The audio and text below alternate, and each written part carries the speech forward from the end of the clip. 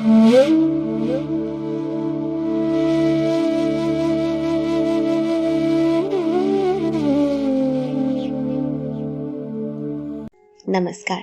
किताबें बहुत सी में आप सभी का बहुत बहुत स्वागत है। आज हम सुनेंगे मालती जोशी जी की कहानी पहली बार। दिव्या और उसके पापा फटाफट सीढ़ियां चढ़ गए थे। उनके पीछे पीछे सामान लेकर चढ़ता हुआ होटल का पोर्टर भी नजरों से ओझल हो गया था। मैं ही बोझल कदमों से एक एक सीढ़ी गिनकर पार कर रही थी। इतनी खींच हो रही थी, कोई लिफ्ट वाला होटल ही खोज लेते तो क्या बिगड़ जाता। पर कभी कभी कंजूसी की हद कर देते हैं ये। 15-20 सीढ़ियों के बाद मोड़ से पहले एक चौड़ी सी लैंडिंग थी।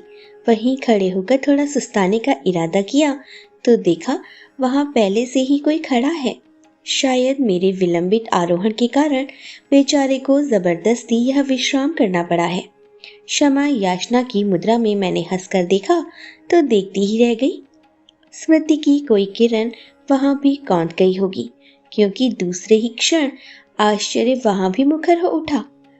अरे सुमन, तुम सुमन ही हो ना? मैंने स्वीकार रोकती में सिर हिला दिया। मुझे पहचाना? मैं कल्पना नाथ जी का श्रवण हूँ।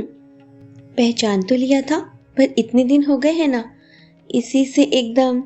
वही तो, तुम जब तक एकदम पास नहीं आ गई मुझे स्ट्राइक ही नहीं हुआ। होता भी कैसे, पहले वाला मुझ में कुछ रहा भी है। अब मैं चलूं? मैंने कहा। नहीं तो वे सोचेंगे पता नहीं मुझे क्या हो गया। अच्छा, सी यू, उसने हाथ उठाकर कहा और वह नीचे उतर आया। मेरे पैर मन मन भर के हो आए थे। किसी तरह अपने को ठेल ठाल कर मैं ऊपर पहुंची। ऊपर वे लोग सचमुच चिंतित हो उठे थे। दिव्या तो जीने के सिरे तक आ पहुंची थी। कहाँ रह गई थी माँ? सुस्ता रही थी रे थोड़ा। होटल है कि ग्वालियर का किला? मेरा तो चढ़ते चढ़ते दम फूल गया। दिव्या ने ममता से मेरा हाथ थाम लिया और कमरे में लिवा ले गई।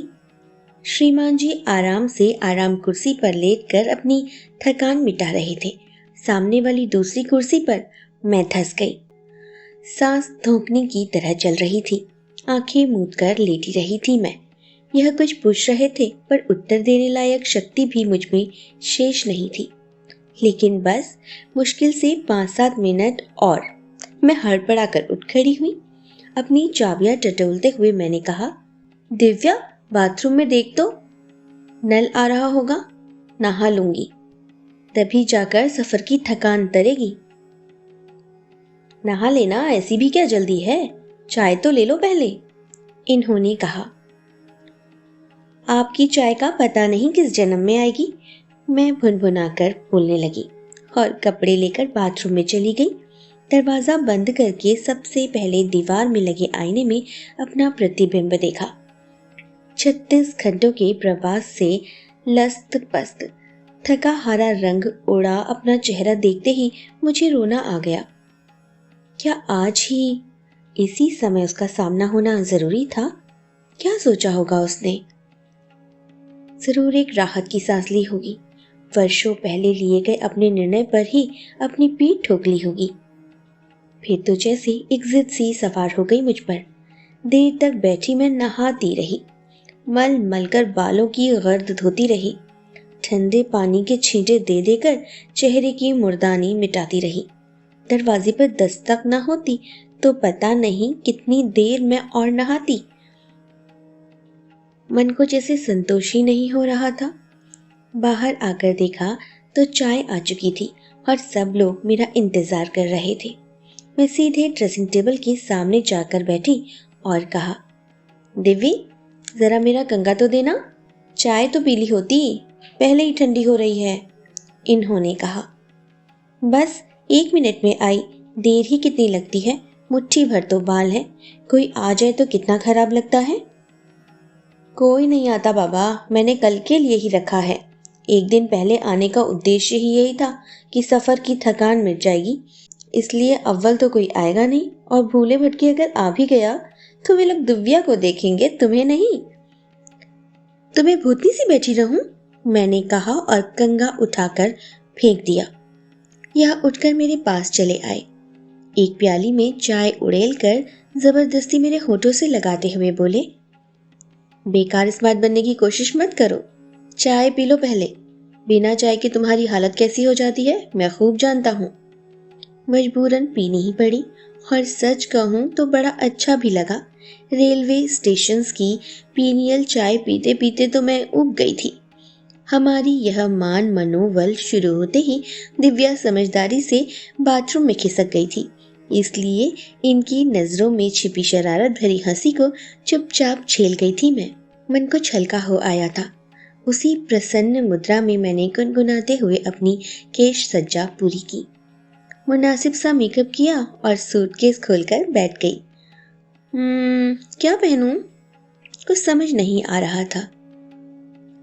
2-3 दिन की ही बात थी, इसलिए ज्यादा साड़ियां नहीं लाई थी। जो गिनी चुनी लाई थी वे भी सेंसर होकर आई थी।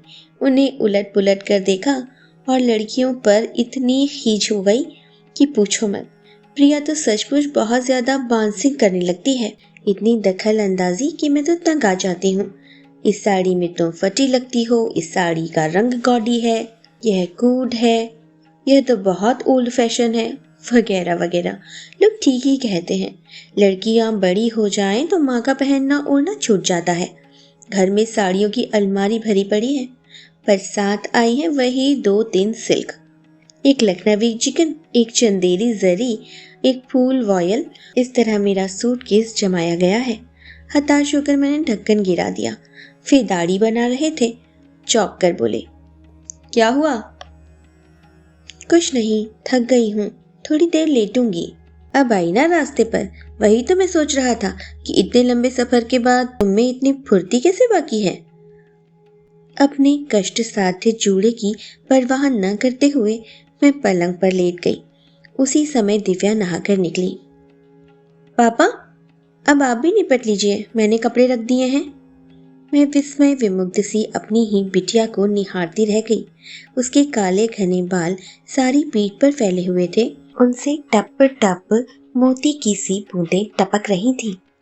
उसके सद्य स्नात शरीर से महक के स्रोत फूट रहे थे। धुला धुला चेहरा किसी ताजे खिले फूल की तरह दमक रहा था, वैसा ही अम्लान सुगंध की किरणें बिखेरता हुआ।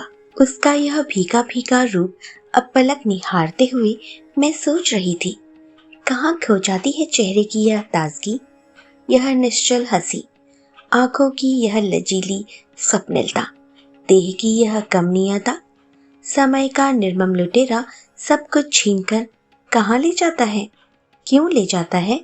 कब आंख लग गई पता ही नहीं चला। दिव्या की पुकार पर ही तंद्रा टूटी। वह कह रही थी, माँ उठो ना, तैयार हो लो। कहाँ चलना है? मैंने उबासी लेते हुए पूछा। यूं ही घूमने, शहर का एक राउंड लगा लेंगे। अब मैंने ठीक से आंखें खोलकर देखा, दोनों बन ठन कर तैयार खड़े थे। मैं ना चलूं तो? दरअसल बहुत थक गई हूँ। क्यों, अब क्या हो गया? थोड़ी देर पहले तो तुम बहुत स्मार्ट बन रही थी, यह भला मौका क्यों चूकने लगे? मुझे भी ताव आ गया। हाँ, स्मार्ट बनने की कोशिश तो कर रही थी, पर नहीं बन सकी क्योंकि मैं एक निहायत सुस्त, फूहड़ और बोदी लड़की हूँ। लड़की? दिव्या ने कहा और हथेलियों में मुंह छिपाकर फिक से हंस दी। मुझे इतना गुस्सा आया कि कह नहीं सकती। देवी, यह बोले। एक हमारे सुपरवाइजर थे हांडा साहब, जब भी बीवी का जिक्र करते कहते मंजीत की मम्मी बड़ी सीधी लड़की है, वेरी इनोसेंट। एक ही किस्सा इसे कितनी बार सुनाएंगे आप? मैंने चीख कर कहा। मुझे लड़ने का मूड आ रहा था। एक आध नए चुटकुले याद कर लीजिए, कम से कम सुनने वाला तो बोर ना हो। हाँ, एक नया जोक सुनाए देवी, एकदम असली है। यह उसी खिलंदड़े स्वर में बोले। तुम्हारी माँ की एक सहेली थी मिसेस पाल, हमेशा कहती, I am very lucky Mrs Dubey, मेरे पास बड़ा अच्छा हस्बैंड है। ई, दिव्या ने सिहरते हुए कहा। हस्बैंड न हुआ, घरेलू नौकर हो गया। वैसे सिद्धांत रूप से दोनों में कोई फर्क भी तो नहीं है। इन्होंने कृत्रिम गंभीरता से कहा और पापा के इस अभिनय पर दिव्या खिलखिलाकर हंस दी। मेरा बेवजह खून खौल गया। अब जरा सी बात पर खीखी करना बंद करो, अब छोटी नहीं हो तुम। उसकी हंसी बीच में ही लुप्त हो गई, चेहरा बुझ गया। इन्हें शायद अच्छा नहीं लगा। बोले, come on baby, let us move. अरे अपनी माँ से कहो हम लोगों के लौटने तक मूड ठीक रखे, ताकि शाम का खाना शांति से हो सके। दरवाजा एक धमाके के साथ बंद करके वे लोग चले गए। वह आवाज मेरे कलेजे पर हथौड़े की तरह पड़ी। मैं तिलमिला उठी। सच, इतना ऑफ होने की क्या जरूरत थी? दिव्या की वह निश्चल हंसी मेरा कौन सा जख्म कुरेद गई थी। जरा जरा सी बात पर खिलखिलाने की उम्र बहुत पीछे छूट गई थी। क्या इसीलिए मैं शुद्ध थी? पहले आती थी हर बात पर हंसी, अब किसी बात पर नहीं आती। वल्लाह सुमन जी, यह क्या हो रहा है? यानी कि आप तो शेर व शायरी पर उतर आए। क्या पता अभी आप गुनगुनाने लगे, इसलिए खड़ा रहा कि तुम मुझे पुकार लो। या सुबह ना आई, शाम ना आई, जिस दिन तेरी याद ना आई। सचमुच मुझे क्या हुआ जा रहा था? मन के किसी कोने से ढेर सारे गीत होठों पर उतर आए थे। मैं अपनी गृहस्थी में डूबी बाल बच्चों से घिरी एक घरेलू औरत एकदम काव्यमय हो उठी थी। इसी बिल्डिंग में, इसी मंजिल पर किसी के होने का एहसास मेरी पूरी चेतना को झंकृत कर गया था। क्या इसी को प्रेम कहते हैं? यदि हाँ, तो ये एहसास इतने दिनों तक कहाँ दुबक गया था? स्मृति की दहलीज पर खड़ी यह शर्मीली लड़की इतने दिनों कहाँ रही? और अगर यह प्रेम नहीं है तो यह बेचैनी, यह बेकली क्यों? सच, कोई अनाम सा रिश्ता भी तो नहीं है इस व्यक्ति के साथ? हाँ, एक मजबूत रिश्ता जोड़ने की कोशिश जरूर हुई थी, पर उसमें भी मेरा अपना योगदान कितना था? सब बुजुर्गों की ही तो मेहरबानी थी। उन दिनों छोटे चाचा पढ़ने के लिए हम लोगों के पास आ गए थे। उन्हीं से पता चला कि सहपाठियों में एक कल्पना नाथ जी का लड़का भी है, बड़ा होनहार, बड़ा सुदर्शन। तब तक कल्पना नाथ जी का नाम भर सुना था। वह बाबूजी की टक्कर के ही फौजदार वकील थे। चाचा जी की सूचना के साथ वह नाम, वह परिवार एकदम विशेष हो उठा। फिर तो योजनाबद्ध तरीके से परिचय बढ़ाया जाने लगा। आए दिन घर पर कोई उत्सव, कोई आयोजन होने लगे, और कोई आए न आए पर चाचा जी के दोस्तों को जरूर न्योता दिया जाता था। मुझसे स्पष्ट रूप से किसी ने कुछ नहीं कहा था, पर बड़े बूढ़ों की फुसफुसाहटें और छोटों की ठिठोलियां अनकहे बहुत ही कुछ समझा जाती थी। अनजाने ही एक कल्पना लुक रच लिया था मैंने। सपनों का एक संगमरमरी मंदिर बना लिया था और देवता की प्राण प्रतिष्ठा भी कर दी थी। अब सोचती हूँ तो हंसी आती है, पर उस समय तो यही सबसे बड़ा सच बन गया था। कितने बड़े अंतराल के बाद मेरा यह किशोर सपना मुझसे टकरा गया है, इस आवेग के साथ कि एकदम मैं लड़खड़ा गई हूँ। जैसा कि तय था, हम लोगों ने गिरजा शंकर जी के यहाँ अपने आने की सूचना दूसरे दिन फोन पर दी थी। छूटते ही उन्होंने हमें दोपहर के खाने का निमंत्रण दे डाला। मुझे तो बड़ा संकोच हो रहा था, पर ये बोले, यही ठीक रहा। जितनी देर रहेंगे घर परिवार को उतने ही इत्मीनान से देख सकेंगे। ड्राइंग रूम कर्टसी तो कोई भी निभा ले जाता है। लगभग 10 बजे हम लोग तैयार होकर नीचे उतरे। सड़क पर वाहनों का रेला सा लगा हुआ था। दफ्तर की आपाधापी थी। ऐसे में अपने लिए खाली रिक्शा खोजना मुश्किल लग रहा था। वे लोग बेचारे कार भेजने को कह रहे थे, हमें लोगों ने सौजन्यवश मना कर दिया। वह पछतावा हो रहा था। तभी एक टैक्सी जैसे हमारी ही बुलावट पर हमारे सामने आकर रुकी। उतावली से हम लोग आगे बढ़े ही थे कि देखा, कैमरा, वाटर बॉटल आदि से लदा फंदा एक जोड़ा उसमें बैठा हिसाब चुकता कर रहा था। ठीक तो है, लोग इतनी दूर से आते हैं तो घूमने के लिए, मेरी तरह कमरे में दफन होने के लिए तो कोई नहीं आता। Good morning everybody. एकदम चौंक पड़ी। कल से उन्हीं के बारे में सोच रही थी और अब सामने देखकर भी पहचान नहीं पाई। गॉगल्स लगाए, स्पोर्ट्स शर्ट पहने वह एकदम अजनबी लग रहे थे। साहब बहादुर से हमारा परिचय नहीं कराओगी सुमन?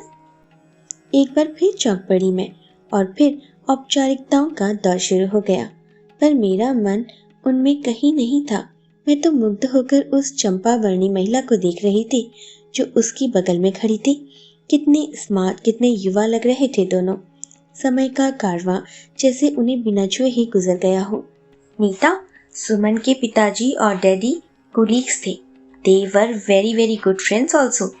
उन्होंने परिचय कराया था। टैक्सी में बैठते हुए मेरे कानों में यही वाक्य गूंज रहा था। उसमें और भी बहुत सा मैंने मन से जोड़ दिया था। जानती हो नीता, इन लोगों ने तो बाकायदा मेरे लिए जाल बिछा दिया था। फंस ही जाता मैं। हिम्मत से बच गया। डैडी ने कहा, बेटा बचना हो तो उड़नछू हो जाओ। बस इंग्लैंड भाग गया मैं। इसकी शादी के बाद ही लौटा हूँ। मन एकदम कैसा हो गया था, क्योंकि ये सारी बातें मेरी कल्पना की उपज नहीं थी। मैंने अपने कानों से सब कुछ सुना था। श्रवण के विलायत से लौटने पर कल्पना नाथ जी ने एक बड़ी सी पार्टी दी थी। संयोग से उन दिनों मैं भी वहीं थी। वहीं सब सुना था। श्रीमान जी दोस्तों के बीच बैठे सारा किस्सा सुना रहे थे और मित्र मंडली हंस हंस कर दाद दे रही थी। वह हंसी कितने दिनों तक कलेजे में शूल सी चुभती रही। गिरजा शंकर जी का परिवार देखकर मन प्रसन्न हो गया। जितना सुंदर घर था उतनी ही सुरुचिपूर्ण साज सज्जा थी। जैसे सुसंस्कृत बच्चे थे वैसी ही शालीन बहुएं। जैसे सौम्य वह स्वयं थे वैसी ही मृदुभाषिनी उनकी पत्नी थी। यद्यपि वह अपंग थी और इसीलिए दिव्या को लेकर हमें आना पड़ा था, पर घर के अनुशासन पर उनकी पकड़ मजबूत थी। अपने पंगुत्व को उन्होंने बड़ी दिलेरी के साथ स्वीकार लिया था। बिस्तर पर बीतने वाली अपनी जिंदगी को उन्होंने व्यर्थ नहीं होने दिया। उसका सदुपयोग ज्ञानार्जन के लिए किया गया था। बड़ी ही बहुश्रुत महिला थी। दिव्या को पास बिठाकर उन्होंने इतने प्रश्न पूछ डाले कि मैं तो घबरा गई थी, पर लड़की जरा भी नहीं झिझकी। सभी प्रश्नों के बड़ी विनम्रता से उत्तर दिए उसने और मैंने राहत की सांस ली। लक्ष्मी और सरस्वती का दुर्लभ संगम उस घर में देखने को मिला। तीनों लड़के इंजीनियर थे और अपना कारोबार संभाल रहे थे। छोटा, जिसके लिए हम गए थे, यूनिवर्सिटी का गोल्ड मेडलिस्ट था। अपनी लड़की के लिए जैसे घर भर की कल्पना हम लोगों ने की थी, यहाँ वह सब कुछ था। मन ही मन हमने मेहता साहब को लाख लाख धन्यवाद दे डाले। न वह बताते न हमें पता चलता कि यहाँ इतनी दूर हैदराबाद में अपनी जाति बिरादरी का ऐसा हीरे सा लड़का कुंवारा बैठा हुआ है। लौटकर दिव्या के आग्रह पर एक फटीचर फिल्म भी देख डाली। फिर भी मेरा मूड खराब नहीं हुआ। दूसरे दिन सारी दोपहर सालारगंज म्यूजियम देखते रहे। उस विश्वविख्यात संग्रहालय को देखते हुए भी मेरा मन दिव्या की शादी की तैयारियों में ही डूबा रहा। इस आयोजन के सामने दुनिया की सारी चीजें महत्वहीन हो उठी थी। 4 बजे हम लोग होटल लौटे। आते ही यह बोले, सुनो, बगल वालों को चाय पर बुला लेते हैं। बगल वाले कौन? वही तुम्हारे श्रवण भैया। ना वे मेरे कोई लगते हैं, ना उन्हें चाय पर बुलाने की जरूरत है। मैंने दो टूक फैसला सुना दिया। खैर, तुम्हारे कोई ना सही, पर सुबह मैं उनके यहाँ कोल्ड ड्रिंक भी कराया हूँ। Courtesy demand. तो बुला लीजिए, पूछने का नाटक क्यों करते हैं? आपको तो बस भीड़ इकट्ठा करने से मतलब है। घर हो या बाहर, कोई फर्क नहीं पड़ता, मैंने बेवजह उखड़ते हुए कहा। आखिरकार दिव्या को निमंत्रण लेकर उन लोगों के पास भेज ही दिया। सबसे पहले तो मैंने बिखरा कमरा ठीक किया। वह नाश्ते का ऑर्डर देने चले गए और मैं सूटकेस खोलकर बैठ गई। वही इन्हीं गिनी साड़ियाँ मेरा मुंह चढ़ा रही थी। दिव्या की अटैची से चुपचाप चटक रंग की शिफॉन निकाल लाई। उसे गोद में लेकर आईने के सामने बैठी अपना थका थका चेहरा निहारती रही। फिर एकाएक विचार उठा, मैं इतनी उठापटक क्यों कर रही हूँ?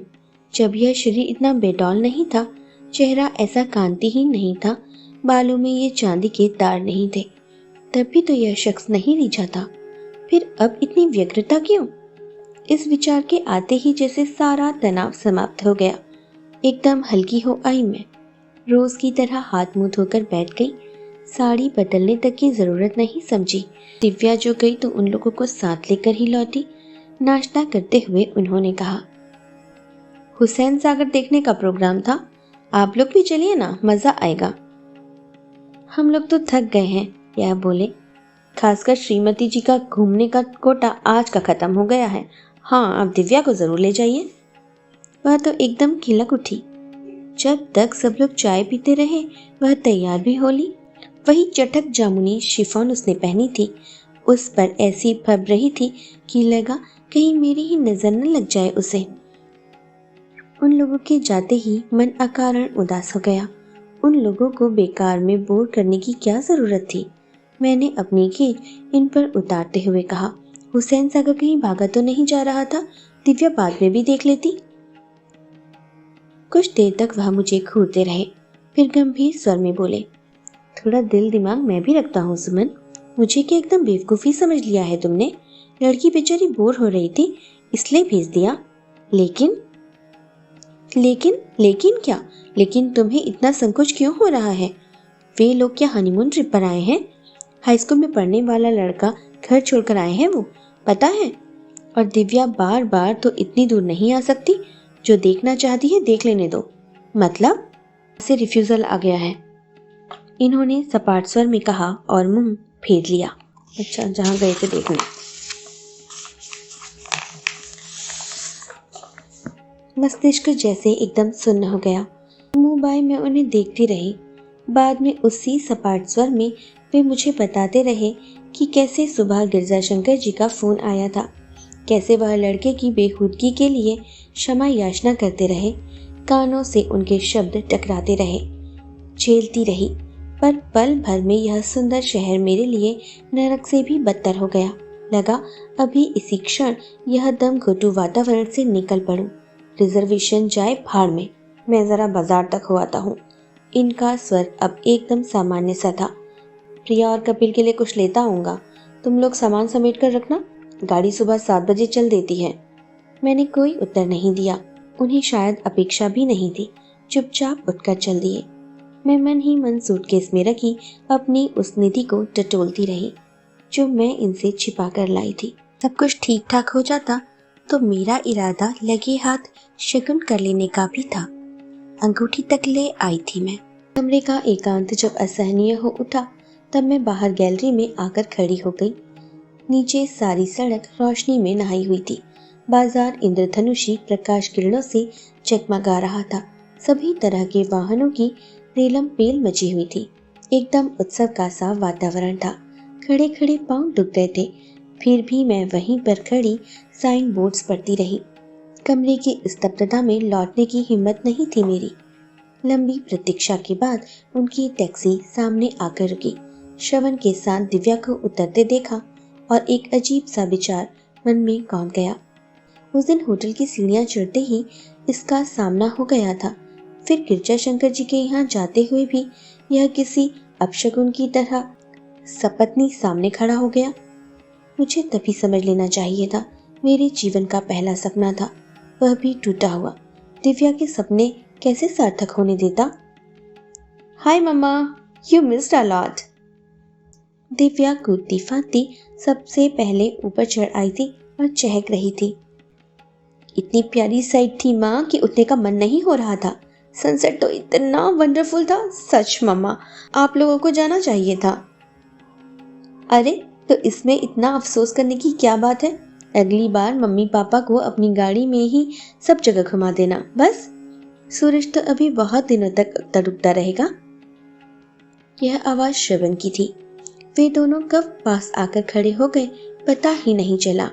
आश्चर्य तो यह हुआ कि उन्हें सारी बातें किसने बताई। दिव्या को देखा, एकदम लाल हो रही थी। हाय अंकल, आप तो बस। बेटे, मैंने शांत लेकिन दृढ़ स्वर में कहा, अंदर जाकर जरा सामान समेटना शुरू करो तो पापा आते ही हाय तौबा मचाने लगेंगे। बड़ी प्यारी लड़की है, उसके भीतर जाते ही नीता ने कहा। हाँ है तो, मैंने सूखी हंसी हंसकर कहा। अपना बच्चा अपने लिए तो प्यारा ही होता है, दूसरों को भी लगे तब ना। मतलब वहां से इनकार आ गया है। मैंने हूबहू इनकी तरह ही सपाट स्वर में कहा। क्या कह रही हैं? आखिर कौन सा नुक्स देखा उन लोगों ने? श्रवण जी, मैंने गंभीरता से कहा, सौंदर्य की सबकी अपनी परिभाषा होती है, जिसमें जिरह की गुंजाइश कहाँ है? मैं तो इतना गिल्टी फील कर रही हूँ, नीता बोली। पूरे रास्ते हम लोग उसे छेड़ते आए हैं एंड शी एंजॉय इट। आपको कैसे पता चला? इसमें मुश्किल क्या है? आप दोनों बेटी को लेकर इतनी दूर आए हैं, उसे सजा संवार कर कहीं ले जा रहे हैं। It was an easy guess. एक रिक्वेस्ट है दीदी, नीता ने कहा। उसे अभी कुछ नहीं बताइएगा प्लीज। कोई बहाना बना दीजिए। बेचारी इतनी खुश थी अभी, सोचकर ही कैसा लगता है। लड़कियां बहुत चतुर होती हैं नीता, बहानों के पीछे झांकती सच्चाई को आसानी से पकड़ लेती हैं। फिर भी एहतियात तो बरतेंगे ही। पहली पहली बार है ना, इस बार तो उसके मन को नाजुक हाथों से सहेजना ही पड़ेगा, फिर तो आदत पड़ जाती है। बात सपनों की नहीं रहती, व्यावहारिकता पर उतर आती है। मन इतना पक्का हो जाता है कि कोई आवेग उसे छूता नहीं। वे दोनों कब निशब्द उससे विदा ले गए, पता ही नहीं चला। भीतर आकर देखा, दोनों हाथ गोद में लिए दिव्या सोफे पर निश्चल बैठी है। शायद उसने हम लोगों की बातें सुन ली थी। उसके टूटे हुए सपनों का प्रतिबिंब उसके चेहरे पर साफ झलक रहा था। कहानी यहीं पर समाप्त होती है। अगली कहानी में जल्दी ही आपसे मिलूंगी। तब तक के लिए मुझे विदा दें। स्वस्थ रहें, सुरक्षित रहें। धन्यवाद।